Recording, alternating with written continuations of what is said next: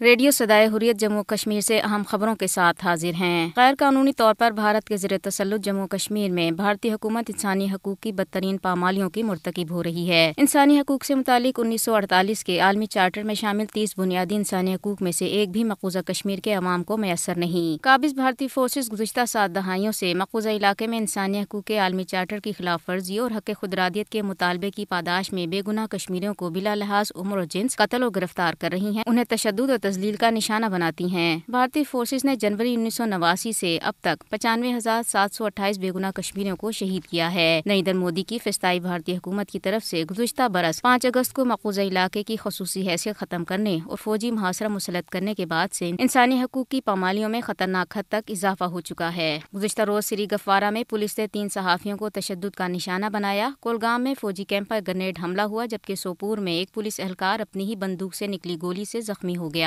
بڈگام اور ترال سے 2 نوجوانوں کو مجاہدین کے ساتھی قرار دے کر گرفتار کر لیا گیا ہے۔ بی بی سی کی رپورٹ کے مطابق یورپی ادارے ڈس انفو لیب کی طرف سے پاکستان کے خلاف بھارت کی پروپیگنڈا مہم کی مزید انکشافات سامنے آئے ہیں۔ کئی غیر فعال تنظیمیں اور 750 جعلی مقامی میڈیا آرگنائزیشنز پاکستان کو بدنام کرنے اور بھارتی مفادات کے لیے ایک بار پھر فعال ہو گئی ہیں۔ پاکستانی وزیر اعظم عمران خان نے کہا ہے کہ یورپی رپورٹ نے بھارت کا جھوٹا پروپیگنڈا بے نقاب کر دیا ہے۔ بھارت کے عزائم دنیا کے امن کے لیے خطرہ بن چکے ہیں۔ خبریں ختم ہوئیں۔ غیر انسانی سلوک کے لیے اکثر جنگل کے قانون کی اصطلاح استعمال کی جاتی ہے، مگر کسی نے سنا نہیں کہ جنگل میں حقوق کے تحفظ کے لیے انجمن بنانے کی ضرورت پیش آئی ہو۔ مگر یہ انسان ہی ہے جو ایک دوسرے کے حقوق کو تاراج کرتا، رونتا، مسلتا اور کچلتا ہے، پھر بھی خود کو مہذب گردانتا ہے۔ ان مہذبوں میں سے مغرب والے اپنے آپ کو بڑا کہتے ہیں، مگر افغانستان، شام، عراق، بوسنیا کے باعث ان کے ہاتھ بھی خون سے تر بتر ہیں۔ رہی بات فلسطین اور جموں کشمیر کی، تو ان خطوں میں برسا برس سے بنیادی انسانی حقوق کی دھجیاں ہی بکھیری جا رہی ہیں۔ پہلے قبضہ، پھر دوام کے لیے قتل و غارت،